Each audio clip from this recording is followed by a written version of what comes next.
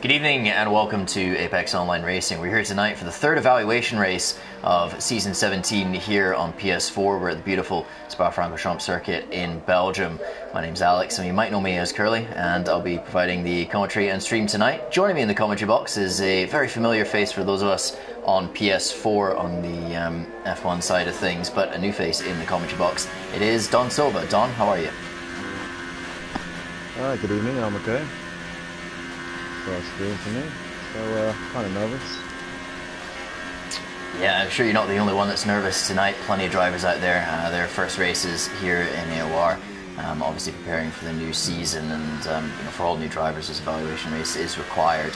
So just lets us get a general idea of their race pace, their racecraft, their general consistency as well. Time trial is useful for seeing kind of raw pace, but it's not always the most representative of a driver's race pace. But yeah, are there any particular names that you're looking at tonight as one to watch, or? Definitely Advanced Apple is someone who I've raced with in the past, so quite interested to see where he's at. Elite Game Boy as well, a fellow coordinator. Got Vestok here, we missed last season. R2, who also has very good time trial times as well, so he's one to look out for. Yeah, had a couple of quick finish drivers coming into to this season. Actually, currently sitting in second place on the board right now. But yeah, it'd be interesting to see how the drivers stack up to some of the known factors in there, especially Game Boy, who's one of our F3 guys. So yeah, for those that are possibly able to go quicker than him tonight, we'll be hoping for maybe an F2 or possibly even an F1 seat. As I'm on board with Sirio at the moment, he crosses the line into 5th place. But yeah, these evaluation races, I think there will be a lot of nerves on the grid. You certainly get it for the first round of the season. I think everybody gets it for the first round of the season, really. But for these guys coming in, their first opportunity to show what they've got, I'm sure that we'll maybe see a couple of mistakes at the start of the race or the start of qualifying until they get into the rhythm of it. But that's pretty standard. Don, can you remember your first race in AOR? I can, and I don't remember it very fondly to say that. I had a bit of a nightmare. I finished 11th at Malaysia, so yeah, it wasn't a great one. But, it's a good experience. Even if you have a bad first race, it's a long season, usually anyway. So yeah, normally get a long time to learn, but this season only 10 races. Of course, with the early release of F1 2019 coming out at the end of June, the season had to be cut very, very short. Typically, we'd run roughly around about a 15 race season on the second season of the game, and that would take us up to the end of July, start of August for the game coming out. But obviously, the earlier release date has cut that short. So more of a sprint season really with 10 races, and I think that's going to add a lot of extra pressure to the drivers when they actually get into the season, because any single mistake can have a massive impact on your championship really. So yeah, I think it's going to be more so a season about just making the fewest mistakes possible rather than necessarily having the absolute best raw pace in your tier. But of course, all these drivers are out there trying hard to get into the highest tier possible today. I've just seen Donkey Dan do a 43.1 on the soft tires. That's interesting. He's currently the only one that's lapping on the softs, and maybe trying for a bit of an alternate strategy here. Yeah, it was going to be very interesting to see what his pace is going to be like in the first stint compared to the super soft runners. Well, unless he does decide to try and put on the super softs instead. But as we know, Spa overtaking was very possible here, so strategy shouldn't play too much of a part in this race. Yeah, we are expecting a one-stop strategy as most likely for the drivers. Now, those drivers starting on the super softs, we'd expect to go to the mediums around about lap 5 or 6. Possibly, if they're very good on their tires, they could attempt a super soft one-stop, but that's much less popular, I think we saw in Season 16 than the super soft medium. However, the last time we did drive this track was obviously before that big tire temperature patch, so how things have changed here, I'm not quite sure in terms of the temperatures. I do recall the super softs overheating a bit towards the end of the stints back when we raced this in season 16. As I'm on board with Joel Vanny's just run a little bit wide through the Lacombe chicane, but he's recovered it nicely actually and made it to that next apex. And you know, that's something that's critically important as a driver, that if you do make a mistake on your qualifying lap, that you're able to recover from it and keep going, because you know, it's easy to make a small mistake and then have it throw away all your whole lap, which Vanny's taken just too much speed into pull on there, missed the apex a little bit, ran wide, and the moment you end up over those curbs, you're in trouble. Yeah, he took a bit too much speed into P1, and that's an unforgiving corner, that one. Yeah, that's well, that corner you really just it's one of those corners where you pretty much just got to close your eyes, throw it in, and pray that you make the apex right. A very, very difficult corner. I've got Louis asking for an invite in the chat as well. Don, I don't know if you'd be able to invite him from the spectator slot. I'm not entirely sure that works, but no. Alright, well, I said I was going to throw you in at the deep end on this commentary. So why don't you hop on board with Stay Frosty and his Red Bull, current pole position man, and take us on a lap around Belgium. Okie dokie. Winds up for the lap now. Exit the final corner. It's a short run down to La Source. Gonna break around 100 meters. He's run a bit wide there. So he might lose time all the way down to Lacombe. Car on the outside there. Good line for a reef, all a bit wide, but not too catastrophic. DRS as you head towards the Lacombe chicane.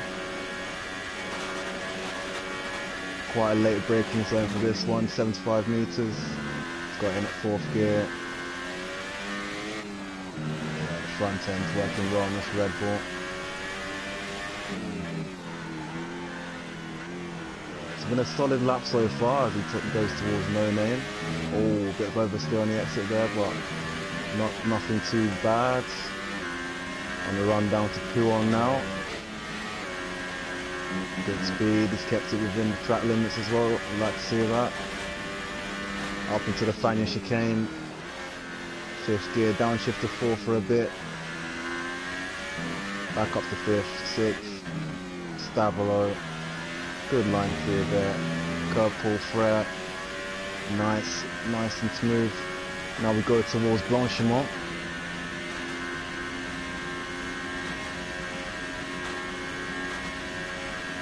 Not the most difficult corner on the calendar, especially with these cars. Now we reach the bus stop chicane. It'll be very interesting to see whether he's improved, because there were a couple of mistakes in this lap, but he has improved marginally by 4/100ths of a second. Yeah, very, very small improvement. Couple of little mistakes on that lap. And that has cost him the provisional pole position, because R2 has just nabbed it by 1/100th of a second here, just ahead of Stay Frosty. So looking very, very tight at the top between these two. Game Boy, who is our kind of known quantity in this, currently sitting in 3rd place. That's a pretty good place to start at Belgium. Of course, you know, pole position, it's something in most tracks that you want, but at Belgium it kind of is a question whether you want pole position or not, because whoever is leading going onto the Camel Straight on lap 1 is in a whole world of trouble. The slipstream on lap 1 is just incredibly strong. You very often end up 2, 3, even 4 wide going along that straight. So yeah, for these guys battling for pole position. Oh, as we have a Force India spun at the Lacombe chicane. Who is that? That must be Mr. James Red. Has had a spin there, but as he gets himself back on the track, did a good job to keep his car stationary while he was facing the wrong way, and it's always important to do that so that other drivers can go around you. It's much easier to avoid a stationary car than it is a moving one, so even if you do feel like you're kind of in the middle of the track, it's better to just sit still. But yeah, he's recovered from that now. Probably absolutely smoked his tyres, so he'll need to come in for a new set though. I don't think he compromised anyone's lap though, so that's good. There was a Mercedes that passed him of CPI Fletcher, but he was on an outlap, so no problem there, no harm done. But back to your point on pole position, it very much is a poison chalice around here because the slipstream, as you've pointed out, is mad, especially on lap 1. And we've seen it even in real F1, you know, it's the amount of time we saw Vettel go around the outside of somebody. I think it was Hamilton, was it, in 2013? Yeah, I think so. Yeah, that's the effect, very, very powerful. Got a couple of people joining and rejoining leaving and rejoining the session. There have been one or two sort of issues with the connection in terms of getting people into the lobby. One or two people were struggling to actually get in. I don't know if that's a problem with PlayStation tonight or something else, but yeah, that's why those messages are popping up. So we're now on board. Oh, Zach is going to pull it into the pit. So yeah, just 4 minutes left in qualifying for these guys, mostly winding up now for their final laps of the session. Obviously it's a very, very long lap here. The outlap takes forever around this very long circuit, so yeah, you need to give yourself plenty of time for leaving the pits and making sure you've got plenty of time to come back into the pits as well, because otherwise, you know, you'll run out of time before the end of the session. But currently, as it stands, is R2 and Stay Frosty very, very close in the front row. Looks like those two are going to be the battle for pole. And just behind them, look at this, Game Boy and Fletcher, 2,000 separate them on the second row of the grid. And they've got Tito right behind them as well. So, yeah, I mean, followed up by Vestock and Zach. I mean, that group of 5 are, you know, just separated by more than a tenth. That's great to see. Obviously, in the evaluation races, the gaps tend to be a little bit more spread out than they usually would be in the leagues themselves. Obviously, the leagues themselves, the tiers are designed so that we have, you know, 20 drivers on the grid that are as close in pace as we possibly can. With the evaluation race, you know, you can have potential F1 drivers in the same lobby as potential, you know, F8 drivers. But right now it looks very, very close up at the top, so that's good to see. I think for our sake especially, and for the sake of the drivers as well, give them some good battling and have some fun out there. Because while, you know, evaluation racing, it can be a little bit of a double-edged sword, because at one point, you know, you kind of want to have clean air to show your pace, but at the same time, just getting in a battle with other drivers can be really, really fun in these races. And because it's not for, you know, it's not for any points, and damage is off as well. You can battle pretty hard, and if there is a bit of contact, then it's not the end of the world. You can just keep going.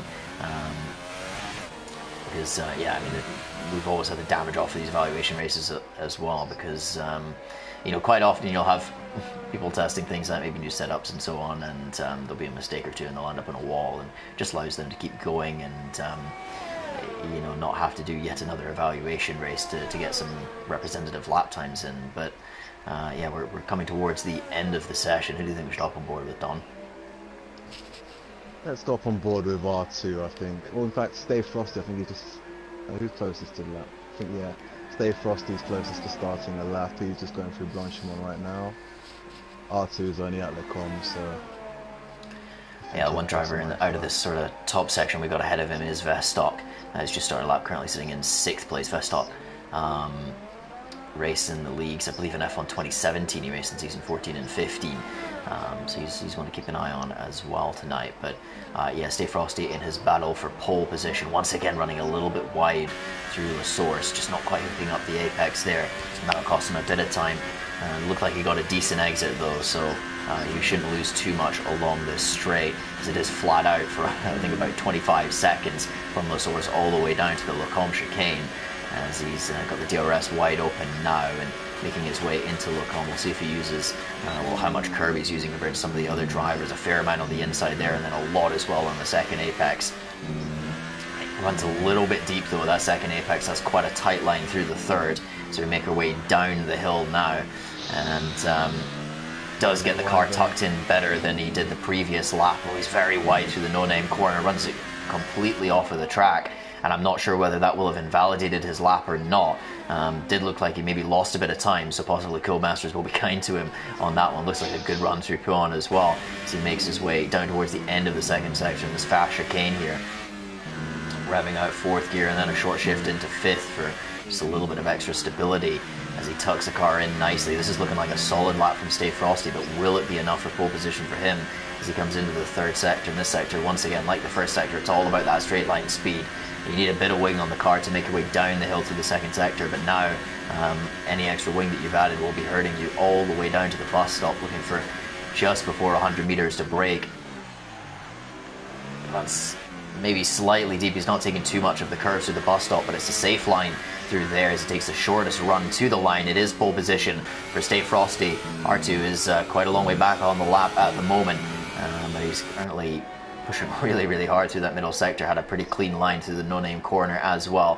Who else have we got on laps? Game Boy is coming towards the end of his lap through Blanchimont, and Fletcher's just started his as well. So yeah, all the times coming in at the final moments of the session. Game Boy taking a little bit more curb through the bus stop chicane. He will improve, but it's still third position for him as R2 using every inch of track going into the third sector. Wow, that was close. I saw that barrier coming. I thought he was gone there, to be honest. It was really close. Well, it's qualifying. If there's any time you want to be pushing the track limits and the barriers to their absolute maximum, it's right now. As he's got in a bit too deep at the bus stop, but gone in a bit too deep. Might compromise him, and it has. It has only improved by 1,000th actually. R2 not able to hook up that final lap. Might have been a mistake earlier on that I missed from it, but yeah, just not able to find that big improvement that he really needed. As the only other person I think that we have out of the sort of top group going is Fletcher. Making his way towards Blanchimont now. He must have started his lap very, very late in the session, probably just a second or two before the session actually ended, but yeah, we'll see what he is able to do. He's once again running a little bit deep into the bus stop chicane, not quite hooking it up there. You want to really be hitting both curbs pretty hard through there. He does improve though, as he's the final man across the line, and I believe he went up to fourth position there. Yeah, he did. So yeah, good improvement from Fletcher. Did have a couple of disconnections there. I hope that they can get back in. Yeah, hopefully these guys that are rejoining can actually get a car in the race. Don, do you want to run us through the qualifying order and the grid for the race? Yeah, we have Stay Frosty on pole with 41.1. R2 in the second position, just 3 tenths off him. We've got Game Boy, Fletcher and Ozak within a couple of tenths of each other, along with Nick Nike. Tito Sorokin, Vestok, Donkey Dan and Advanced Apple finish the top 10. 11th down to 16th are Sirio, Reki, Wish Tito, M. James Red, Renati and Giovanni. Yeah, so strangely enough, Advanced Apple on the medium compound tyres after qualifying. I'm assuming that he attempted a soft lap at the end of that session, that we missed it, and maybe invalidated his lap or something like that. But yeah, he's starting 10th on the mediums. That's going to be interesting for the race, I think, in terms of strategy for him. He'll be able to run very, very long into the race and then pit onto some fast tyres at the very end. And if he's able to kind of hold his position in the train at the start of the stint, then he could be in a very good position strategy-wise come the end of the race. Yeah, but I'm looking at the medium tyres at tracks like this. The first lap, they're always pretty cold, you know, so it could be quite dangerous for him going up Eau Rouge. Yeah, he's going to have to work very, very hard on that formation lap to get those tyres up to temperature. Having started races on stone cold medium tyres, I can tell you it is no fun at all. As the drivers are just getting themselves ready, making any last minute setup changes to their cars. There's a couple things that they're allowed to change on their front wings, brake biases and so on. So yeah, you generally want to make a couple of little switches to the car after qualifying. Obviously qualifying, you generally want to tend your car towards oversteer, and then for the race you might want to just take a little bit of that pressure off the rear tyres so that you don't burn them out completely in the first few laps of the race, especially on these super softs. That's going to be a big concern for the drivers. We've had a couple of disqualifications, and luckily for us, it seems Renati and Lewis have managed to get in for the race, so that's positive. Yeah, that's good to see. Louis as well, another kind of known quantity race in F3 towards the end of last season. So it'll be interesting to see how he's able to come through the field.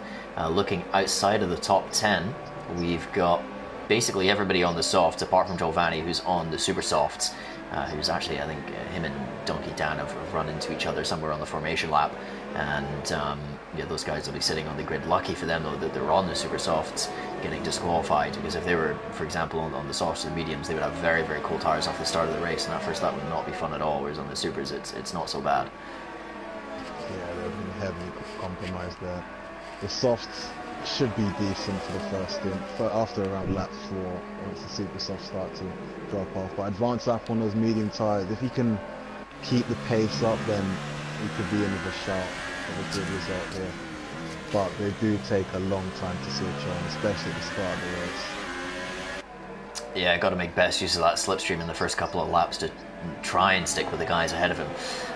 He's got to be careful of the guys behind on these soft compound tires as well, attacking him in the opening few laps. But we know Advanced Apple, he's pretty quick, very consistent driver, normally very good on his tires too. So I'd expect to see him maybe go for the maybe the super softs towards the end of the race, because he's always been one that's quite kind to his tires. But yeah, as the drivers make their way towards the end of the formation lap now, and the question really is, Stay Frosty on pole. We did mention the difficulties of starting on pole, and will he be able to hang on to it going down that camel straight? We shall see. We've seen so many examples of pole being robbed pretty much by the time you get to Le Combe. But will that be the case today? Let's have a look.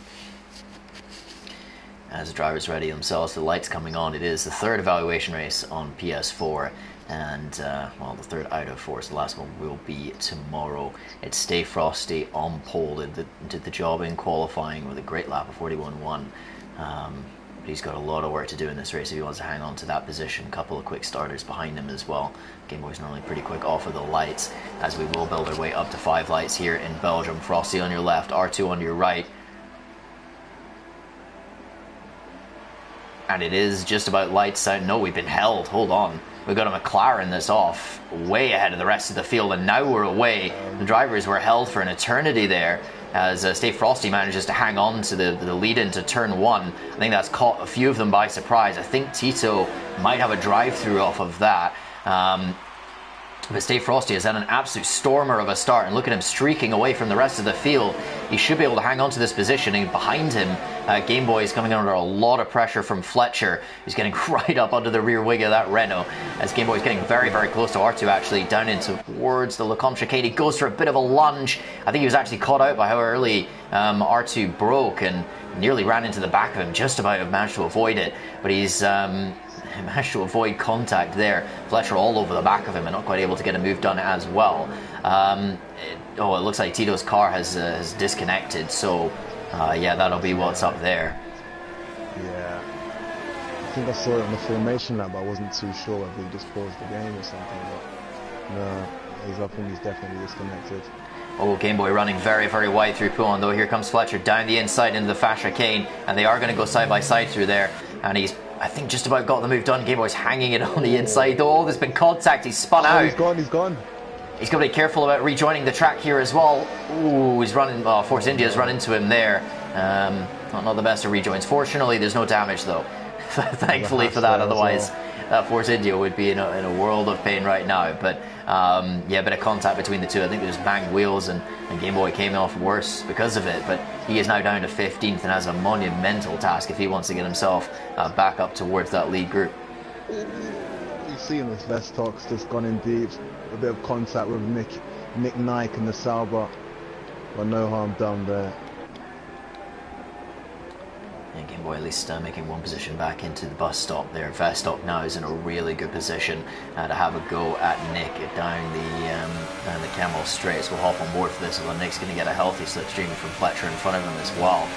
This is often what you see at tracks like this. Yeah, the slipstream is incredibly strong, but you need the car in front to be away from the car in front of it, because otherwise they're just going to get slipstream and you all pretty much just tow each other along, as Nick is getting pretty close to Fletcher, but he's not quite close enough. And positions will remain for now, as Louis has had an absolutely storming start. Look at that, he came from the back of the grid. He's up to 9th already on the soft tires. He's flying. Yeah, his pace is looking really good, but look at the race leader, Stay Frosty. Already 1.7 out in front. He got a really good start. Wasn't even under any pressure by the time he reached the Le Combe chicane, which is really rare around here, so he must have got A wonderful exit out of Oh, Vestock getting a whole heap of curve on the inside of Puon. He's going to come under pressure, I think, from Donkey Dan, possibly. He's very close, but no, not quite. But yeah, I mean, Frosty's done a great job off the start there. I think that ghosted car going early might have spooked a few of the drivers, but Frosty was able to hold his nerve and got a great launch away from the line, and he's now looking in a very good position. It's all going to come down to whether R2 can close that gap, and right now it looks like Stay Frosty has just enough pace to extend it by a tenth or two. So yeah, he's in a really good position here. Looking at advanced lap on the medium tyre, P10. Not falling back too much from the cars ahead, so he's sitting pretty there. Oh, something's happened to Giovanni. He's had a spin at Blanchimont. He's lost multiple positions, and he's just picked his car back up, and off he goes again. But those rear tires are not looking too happy. He's really struggling with those. Got to slow down for a couple laps. It's pretty much the absolute opposite of what any racing driver wants to do. You want to push the car, but yeah, in that situation with your tires well overheated from the spin, you really just need to cruise around for a lap or two to make sure that you don't have another one. As Zach going side by side with Dan through the Combe chicane. That's a beautiful move from Zach. He's got that done as well. Great driving there. And he's just about held on to that. So good move from the Ferrari getting past the Toro Rosso. These guys are going to start worrying about one or two of the guys behind them as well. Louis is absolutely flying on the soft tyres, and I think by about this point in the race as well, those softs will really be coming into their own compared to the super softs. Yeah, the super softs, 3-4 laps into the race, they're really someone spun. It's Fletcher. Fletcher's off at Puon. Yeah. Oh, he's had another spin trying to get his car back around the right way as well. That's what I was saying about Giovanni needing to be careful. Fletcher has absolutely toasted his rear tyres there, and he's all the way down to 14th from what I think was in the top 5. So both Fletcher and Game Boy, two guys that we thought would have a decent shot at a podium today, well, they find themselves with a huge amount of work to do, and Fletcher's tyres must be absolutely gone after that. I think he might be making an early pit stop, to be honest. Those tyres do not look very healthy, and especially at this stage of the stint where the super softs are already starting to fall off, you really don't need a spin. You really don't need one. And now it's putting him on the back foot for the rest of the race because the mediums. It's a one stop, but not the most comfortable super soft medium you'll ever do. Yeah, there's obviously the opportunity for these guys. They can bail onto a two-stop strategy, do 2 sets of soft compound tires possibly. In terms of race time, it's not too far off of the one stop, but obviously you'll have to pass a huge number of cars. Managed to catch a great move from Louis around the outside of the final chicane, the bus stop chicane on Tito. We got a Force Indy off as well. Vestock's made a mistake there. He's lost the car through the Combe chicane. He drops a couple positions. So yeah, we're seeing a number of drivers having spins here. Whether that's maybe setup related, possibly they went a bit too aggressive for qualifying, or just getting caught on the curves. The curves here are absolutely lethal, especially through Puon and Le Combe. So yeah, a number of drivers getting caught out by that, I think. Yeah, I've seen many an incident through Puon, Blanchimont as well. Very dangerous corner. If you take too tight a line through there, but looking at race leader here, Stay Frosty, wondering whether he's going to box next lap or at the end of this one even, if you can get the undercut around here. Yeah, just got to make sure you leave yourself enough tyre life at the end of the race. He's in a really good position, so I would assume he might actually maybe even try and extend the stint possibly, just to make sure in terms of that tyre life. Vestock, who have been on board with this lap, the rear end of his car is absolutely everywhere. But he seems to have very good straight line speed, though. He's pretty much pulling away from Louis in the slipstream. Goes for a big old dive on Tan into the bus stop chicane. They bang wheels a bit side by side between them. It's now 3 wide going along the pit straight as Louis is trying to get himself involved and go all the way around the outside of the pair of them. And he's later on the brakes as well, but Vestock is run very, very deep, and he gives Louis an absolute whack out of La Source. And Louis has lost it on one of the curbs. And he is round, and he's taken the Mercedes of. Well, hold on, was that Tito? I think it. No, it wasn't actually. Yeah. That was Tito Sirocco, wasn't it? Was it? Yeah. Okay. So it was him with him. a little bit confused with my camera angles there. So yeah, Louis and Tito coming together. Louis obviously pushed off of the track there by Vestock, who I think just completely missed his braking point going into Losaurus, and coming back onto the track. There's one of those big sausage curbs in the way, and Louis just lost it on that and speared it into the barriers, and then come across and collected Tito. So yeah, fortunately for him, once again, no damage, so he can at least carry on with just some pretty hot tires. Yeah, whilst that was going on, I saw Fletcher lost it again at Huon. I think he already made a pit stop for soft, so he's going for a 2-stop strategy. Yeah, maybe having some major kind of setup problems then in the race. If he's had another spin through there, you know, it can be the case if you go for too high of a ballast and maybe not quite enough rear wing, that corner can become very, very sketchy. So that might be the problem he's having as we're really getting towards the start of this pit window now for the one-stoppers. Right now I'm on board with Donkey Dan, who's all over the back of Vestock, coming around towards Blanchard, although Vestock has incredible straight line speed, it seems like. As Dan is going to go for a little... Zach's pitting. And Vestock is in as well. He looked to be struggling with his rear tyres, so he is bailed into the pits. We'll see what strategy these guys go for. And that's going to work wonders to the likes of Vance Apple, who's found himself now in the top 5 on the medium compounded tyres. He's looking in a great spot. We'll keep an eye on these guys pitting. So Vestock has gone to the medium compound tyres. Same with Zach. A couple more guys in Game Boy trying to recover in this race. He's going to go for the mediums too. So all these guys pitting now are making that one-stop strategy onto the mediums. We expect them to run all the way to the end of the race.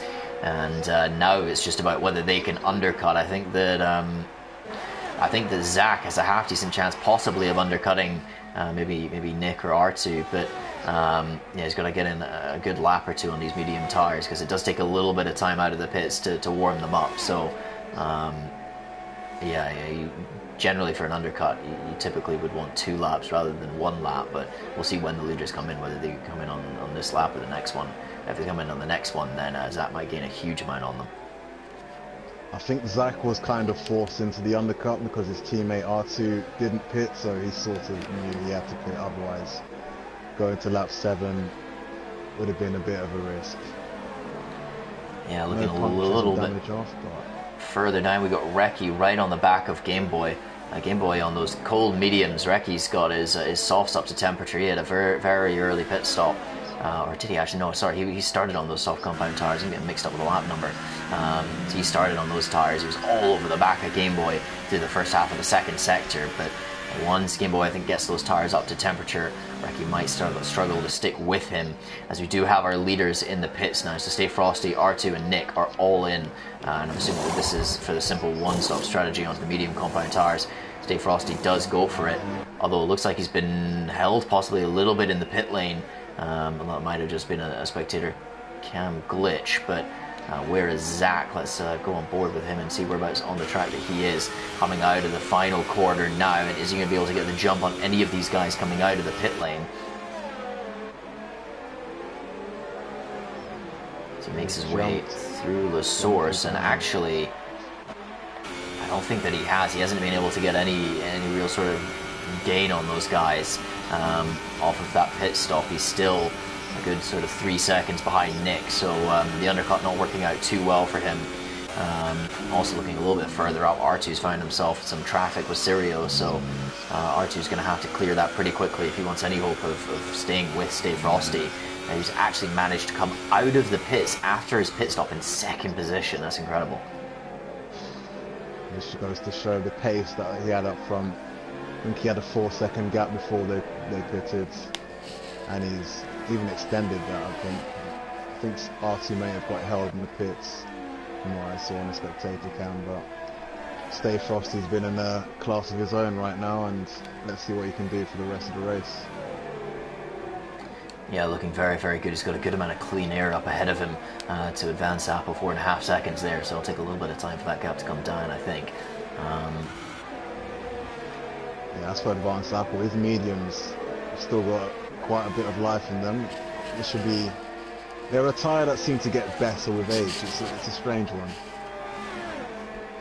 Yeah, you get that quite a lot with the hardest tyres in these games, that, you know, they'll, especially with the mediums and well, I don't think there's any reason why you'd ever take the hard compound at any track, but yeah, especially with the medium tires, they do generally get quicker as the stint goes on. They barely wear at all, and obviously with that fuel coming off, they do get a bit faster as the stint goes on. But obviously, a brand new set is with the same amount of fuel. A brand new set will be a bit quicker, but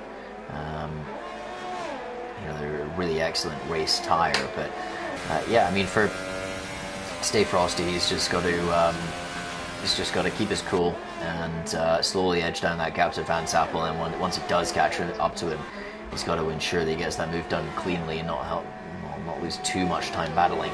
Because R2 is, he's 4 or 5 seconds behind. You can quite easily lose that if you're stuck behind a slower car for any length of time at this circuit. For sure. Especially if you're going through the slower corners after Lecombe. The slow hairpin and the exit of no name as well. You don't really want to be following cars through there, slower cars. They just haven't got the traction. Now, let's have a look if there's any battles going on. We've got Zach and James Red here.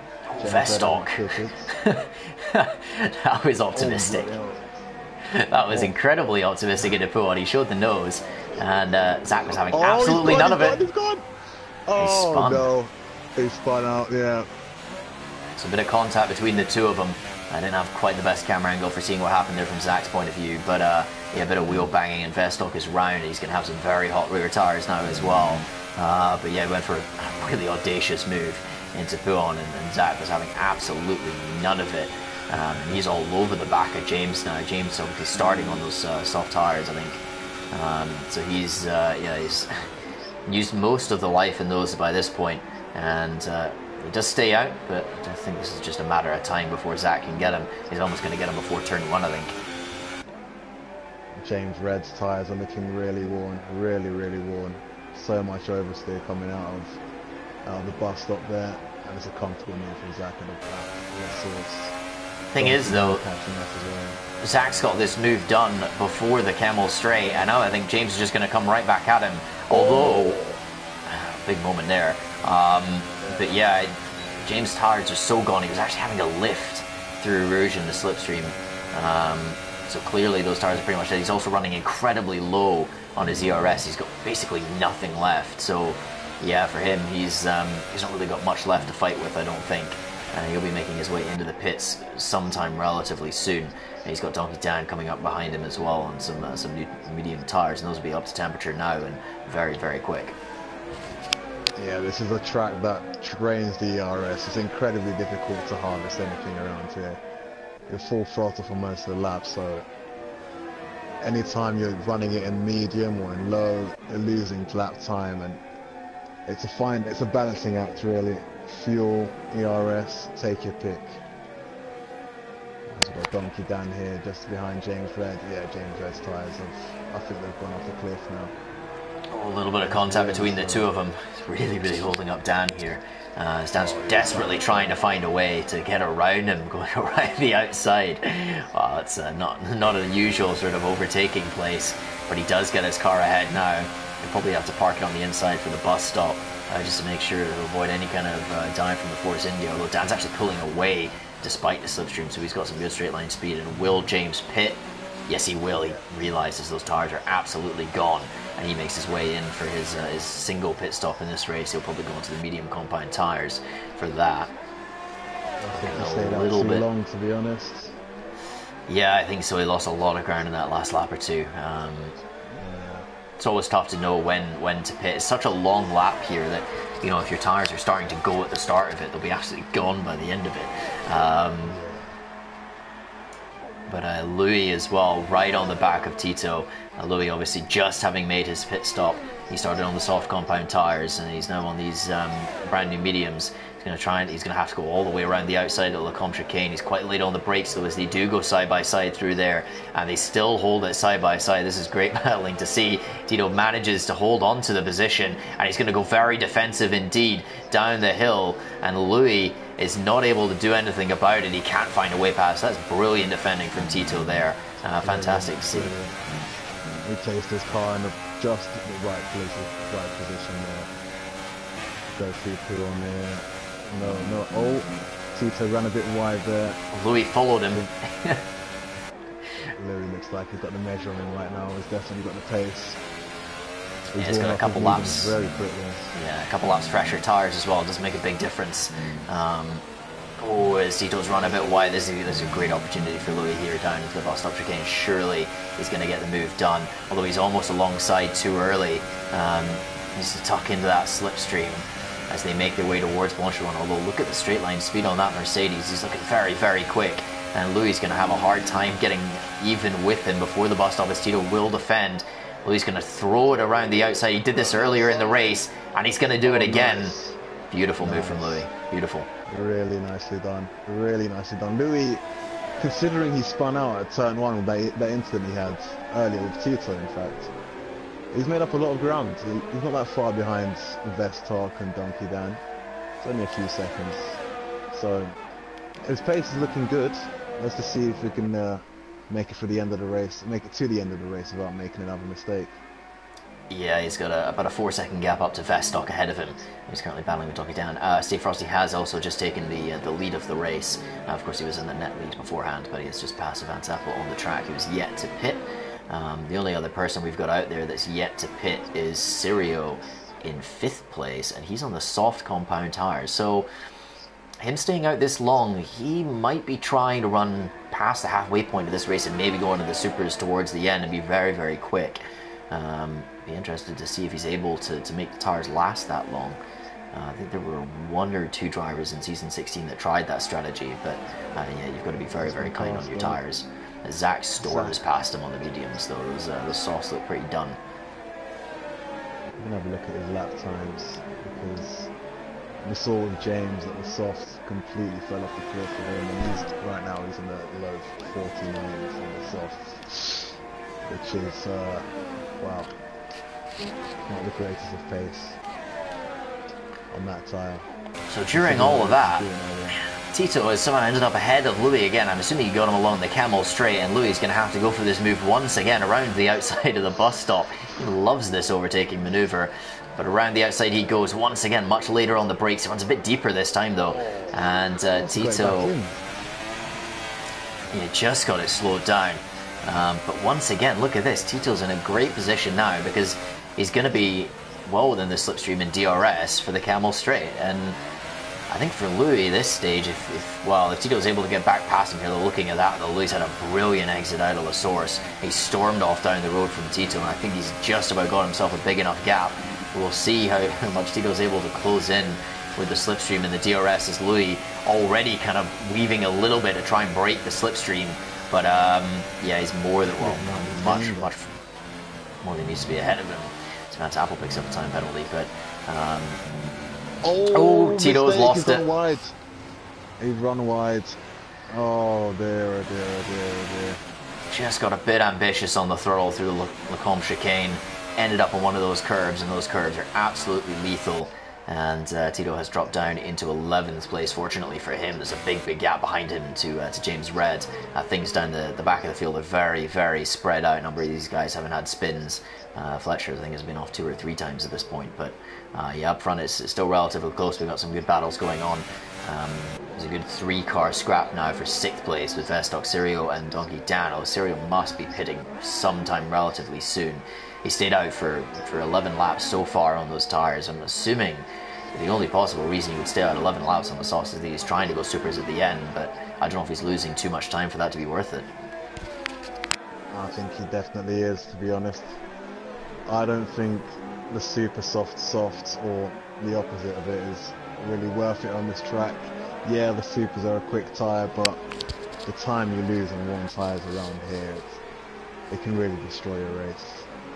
Yeah, I mean, especially if really fast corners. If you've got worn tyres, you're losing half a second through there. If you're having to downshift down to 6 just to get the car in there. 6th, 5th gear even, we saw with James Red. Now look at this as well. Van Zappel has come out of the pits into 8th place. As the series had a bit of a moment there at the top of the hill. Donkey Dan storms past him, and Van Zappel's got a good opportunity to get him as well here, coming out of the pit lane and straight into overtaking mode. And there he goes, Van Zappel, the 2 Toro Rossos making their way past the Red Bull on a single straight. And Van Zappel in 7th place on the soft tyres. He's going to be rapid towards the end of this race. Yeah, he's playing a blinder here with his strategy. He just kept it consistent out front on the mediums, and now he's got much better tyres on the cars ahead of him. So you have to say, podium isn't entirely out of the question here. His pace is really good. Yeah, I mean, he'll certainly be eyeing up at least P4. There's a pretty big gap between third and fourth, but yeah, with these brand new tyres, especially if maybe some of the front runners begin to struggle on the mediums towards the end of the race, he might have enough to get that done. He's in very, very good at the moment. Louis has managed to catch up to the back of Sirio, who's really struggling on these softs. He's just losing so much time. He's committed to this strategy now, though. Stay Frosty sets the fastest lap of the race, making it well into the 45s. But yeah, he's pretty much cruising out front at this stage. 6.5 seconds ahead of R2, who's got a nice big gap as well to Nick, who's then got a good gap to Zach. So yeah, those guys spreading out well and allowing themselves to get some clean air and some open track for them to do some lap times. And now Sirio, has he gone far enough to get the super softs to the end? That's the question. He made it 13 laps on the softs, and it will be a set of super softs at the end of the race. So let's see if this strategy pays off towards the end. He's going to feed out. Where do we think he might feed out? In 11th, maybe 12th, if James Red is able to catch up to him. I don't think he will, though. He's just coming into Lasaurus now. Serial will have yeah, pretty significant advantage. So yeah, 11th place. He's got a good opportunity at some points here, but he's got to be somewhat concerned about these tyres as well, because making these last 9 laps is quite a long way to go on them, even with less fuel at the end of the race. Even though they're a fresh set as well, a fresh set of super soft, you'd probably say 8 at a push, but 9, we'll see. Now let's see. Just gotta hope with less fuel on board that you have a little bit better tyre wear. Obviously depends in large part how you set up your car as well. I mean, if you go into the race planning to do something like a super soft strategy, ideally you want to set up your car specifically for that and make it as good on the tyres as you possibly can, and worry a little bit less about the actual raw pace of the setup and just let the tyres handle that. But yeah, Van Sappel getting very close to the back of his teammate as well. This is surely just a matter of time with his tyre advantage. I thought he'd have got past him a bit sooner, to be fair, but Donkey Dan's holding his own. And his mediums, they shouldn't be that bad right now, and but then again the softs do have quite a significant performance advantage, especially when they're fresh. Well, he's going to wait until the camel straight for sure. He's looking at. Yeah, smart thinking. Smart thinking there. He thought about it into turn 1 and then thought to himself, hey, there's a massive straight after this corner, let's just wait until then. I've seen a couple of drivers make that mistake, almost overtaking too early. It is a bit of a cat and mouse game at this track as to when you want to overtake and when you want to use your energy and so on. But Van Sappel is going to make his way past Donkey Dan and his teammate for this race. Obviously, he's not Constructors Championship or anything for evaluation races, but yeah, he makes his way through. He's not going to fight his teammate too hard there. Realizes that move is pretty much inevitable with that tyre advantage. I think Donkey Dan, though, might fight Louis a bit harder, seeing that he's on the same compound of tyres, if not, he's just a couple laps younger for Louis, but there's less of a tyre advantage there, so it might be a bit of a battle between these two. I'll tell you what, Louis has impressed me, because even after the mistake, he's still there or thereabouts. We've seen people, we've got Fletcher, who made a couple of mistakes, disappeared. Down in 14th now. James Red as well with a strategic error down in 12th. But Louis still managed to keep himself in the top 10 even after making a big mistake at turn 1. So he has shown some pace. And that is the main objective for this evaluation race, of course.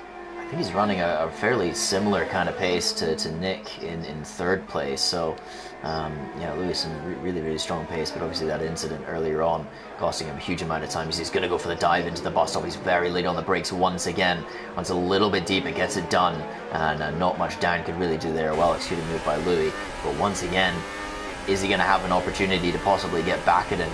Although Louis had a brilliant exit out of the bus stop, and then with the DRS helping him, pulled away a little bit as well. He's got a good exit out of the source too, so I think he's just about pulled enough of a gap to defend himself from Dan here.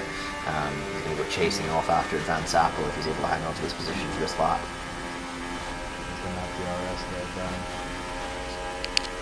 He's going to have DRS in the slipstream, but I think he's just a bit too far back. Now he's dropped his DRS down to low. He's given up on that for now anyway. But Louis does seem to have the pace on Advanced Apple, even though he's on softs, which is very interesting. Yeah, things are all starting to close up once again. I think Advanced Apple's gaining on Vestock, Vestock's gaining on Zach, Louis gaining on the whole lot of them. And if Dan is able to stick in the slipstream possibly from Louis, he's able to just stay within that DRS, he's pushed very, very hard in this lap. He wants to keep with it through this middle sector, but if he is able to do that, then could have a 4 or 5 car battle coming up soon. Looking a little bit further back as well, Tito is all over the back of Game Boy, who was looking pretty good earlier on until that spin, and well, it seems like he's kind of struggling a bit now in terms of raw pace. It's not normally what we'd expect from him, and well, Tito is caught up to him very, very quickly in the last couple of laps. Game Boy made a mistake because he was really close to Dan, and all of a sudden he's 15 seconds behind, so he must have made a mistake at one point. Maybe had a spin somewhere, something like that. Yeah, lap 13 he did a 156, so that's that'll be a spin. Yeah. But it has allowed Tito to get right on the back of him now. Is he going to go for a move into the bus stop? Game Boy defends the inside of that. To ignore the tire compound you see on the screen. Game Boy is on the mediums. It's the standings that are correct, not the actual in-game footage, because it's showing yellow marked softs on his car for me. But he is on the medium tires. But Tito not able to get that done. However, he's got a great opportunity along the Camel Straight now. He's up in overtake mode.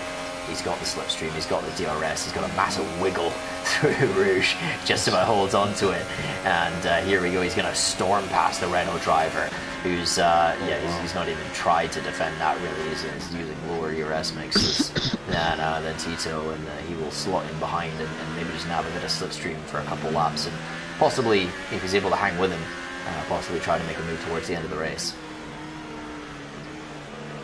Interesting, the battle for fourth, which you said was going to appear in a couple of laps. I definitely see that happening. Vestock is gaining quite significantly. Advanced Apple as well, he's really caught up with Vestock now. About around 1.5 seconds behind him. Louis just about keeping up.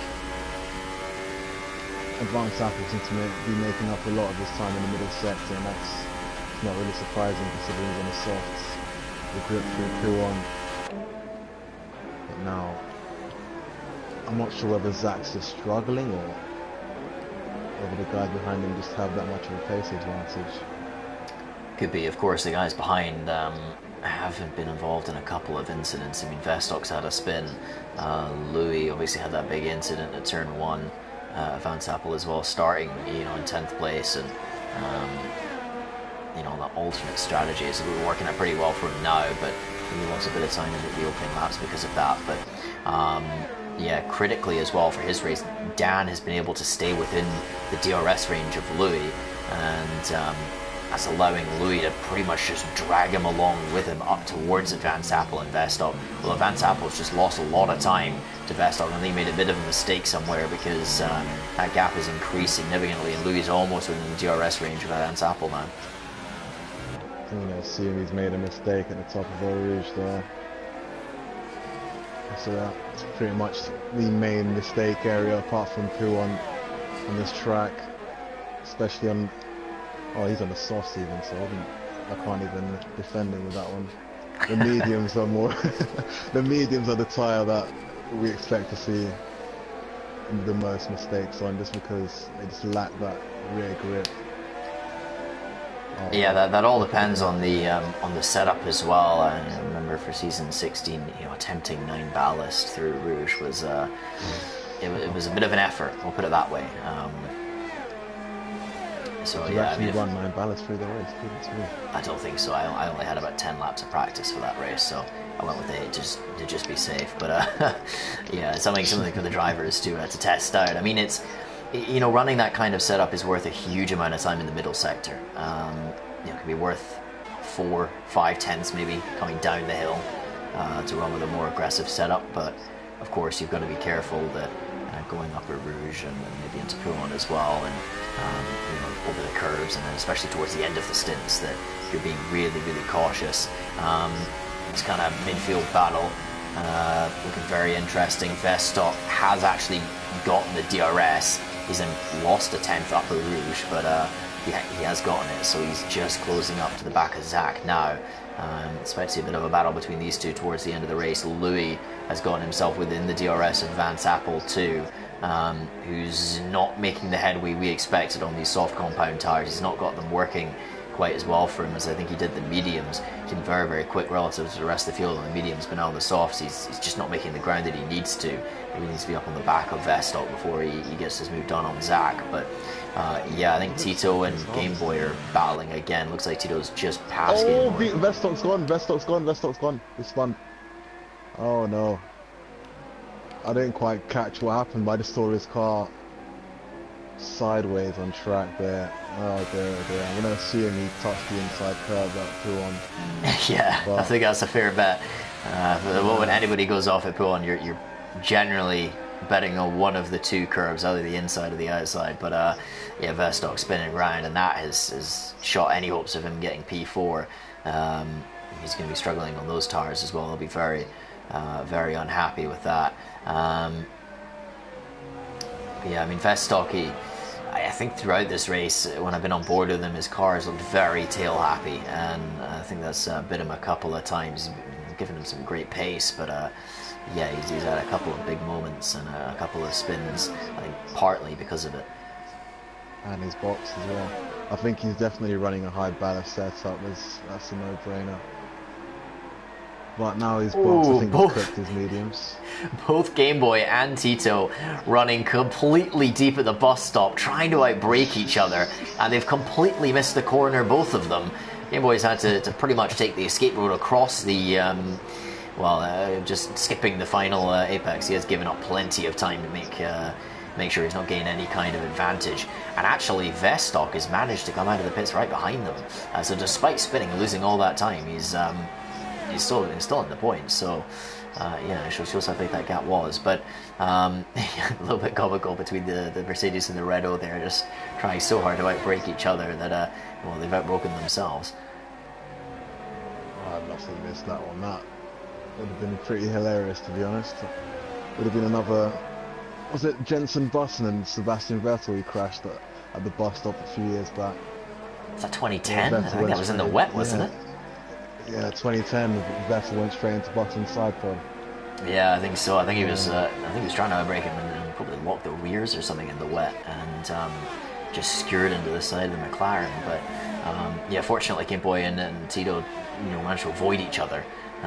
Just also avoided the track. But yeah, Louis now all over the back of a Vance Apple, 4 tenths behind. This move has been coming for a little while, and he's getting so much through that bus stop chicane as well. Vance Apple just hasn't got these tires working for him in the same way. We've got a back marker involved here as well, and this Giovanni is currently sitting in. Oh, hold on a moment, there goes Louis. For a dive bomb, turn one. That caught me completely off guard. I wasn't expecting it at all, but Louis has gone and done the move, and he streaks off down the road. Oh, so Vance Apple gets a penalty for running over the top of the hill at Rouge and cuts the track there. And now these guys are going to be very careful around the back marker, as Giovanni does a great job to keep himself out of the way of this battle. Well done to him for that.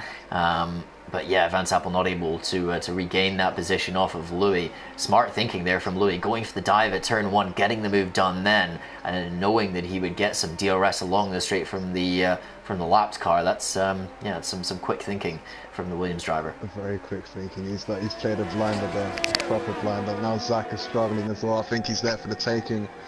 3 laps fresher tyres Louis has in Zach, so that's starting to make a massive difference. It's probably going to come down to a last lap overtake, as I think something has happened between Game Boy and Tito. Oh no, sorry, they're just battling like mad. Vestock's done it on both of them. Game Boy is kind of squeezed Tito onto the curb there. How Tito's actually managed to hold the car on that curb, I have no idea. But because that is, you know, it's not an auto spin curb, but it's not far off of it. But he has managed to hold on to the car, and we'll kind of live to fight another day, I think. Possibly some last lap moves coming between these guys. I'm going to speed my way up to this three-way battle for 4th place now, because this is looking pretty interesting going on to the final lap. Big gaps up ahead, but well, it could be any one of these three, Zach, Louis, or Van Sappel for the final, or for 4th place. But Louis had once again, he's getting such good exit out of Spa, out of the source. Spa is apparently a corner now, but yeah, he's getting great exits out of there all race long. He's in the slipstream, he's got the DRS on Zach, but he's very low on ERS though, and he's going to be critically low by the end of this straight. Zach will defend the inside. Oh, he's under the tears. Oh no. Camera's not helping me out there, but Louis is round, and it will be, I think, oh, he nearly loses the car again, and Donkey Dan flies around his outside for 6th place, and now it's down to Advance Apple. Can he do anything to nab this 4th place from the Ferrari, who seems to be really struggling on his tyres? Look at that, he's you know, he's practically crawling around the circuit. He went for the undercut in the first stint, and it's come back to bite him. Yeah, on those tyres for one lap longer. I am going to go up to Stay Frosty, who's making his way around the final chicane to win his evaluation race here. So great drive from him. Imperious from the start led basically the whole race, apart from a couple laps where Vance Apple was with the on-track lead due to strategy. But very good race from Stay Frosty. R2 comes home very respectable 2nd place, and Nick will grab 3rd. Some pretty big gaps between those guys at the end. They got plenty of clean running towards the end of that race. So yeah, managed to run away from a little bit of the chaos a bit further back, as Zach has managed to hold on to P4. Vance Apple is almost pushing him through the bus stop chicane, but he's not going to get the move done, and Zach will grab P4 at the end. Vance Apple in 5th, Donkey Dan in 6th with Louis, despite a couple of incidents, will come home in 7th place. Then we got Vestock, who's another one who's had a couple of incidents, a couple of big spins, making his way home in 8th. And then we've got a good battle between Game Boy and Tito once again into the final chicane. And he's trying for it around the outside. He's going to hold it, surely. Oh, wow. Oh, what a move. Oh, he spun it. Oh, he's done all that work. He's done all of that work to get P10, and he's thrown it away at the line. And Sirio's mugged them both on penalties. That's, yeah.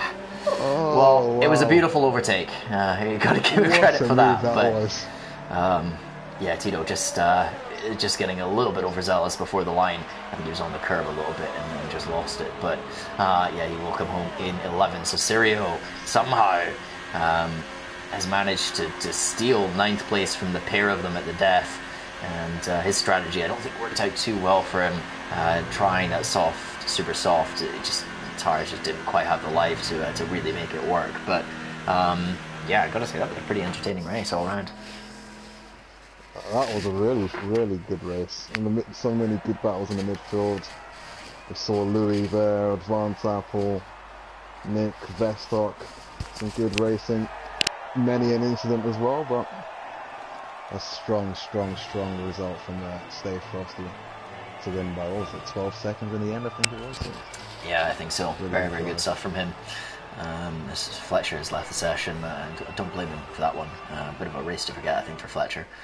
But yeah, it was looking very good after qualifying, but a couple of big spins, and ended up a long way back. But there we go. There's our final race classification. Stay Frosty picks up the win here. R2 in 2nd. With Nick rounding out the podium in 3rd, and then we had Zach and Advance Apple battling it all the way to the end with Dan and Louis, Vestock, Sirio, and Game Boy with the final points position. Tito just missing out, probably because of that, possibly because of that crash. Though he did have a couple more penalties than Sirio and Game Boy, so maybe he wouldn't have ended up there anyway. James Red finishing in 12th. We didn't see too much of him during the race. Had about a pretty quiet run of it, and Fletcher in 13th, Recchi in 14th, WSH Tito in 15th, Saladra in 16th, and Giovanni finishing in 17th. He apparently DNF'd, I think, towards the end, so I did miss that one. But yeah, really interesting race. Some fantastic battling all the way through that midfield. It was pretty crazy. Yeah, it's all heating up in the chat, but we'll keep that off stream. Don't worry, I got notifications off. Oh no, but it's a really entertaining race, and I'm glad I got to watch that one. Alrighty, well, yeah, thanks everybody for joining us. Of course, anybody that is watching this and hasn't been watching the PC esports race, make sure you check that one out as well, because those guys always put on a good show. And I'm not sure if we'll have a stream tomorrow night. I think we maybe will. I think Demon might be doing that one, we'll see. But yeah, hopefully we can get some kind of coverage for it, because if that race is half as entertaining as this one, then it's well worth putting on the channel. But yeah, thanks for joining us, and I hope everybody has a great Saturday.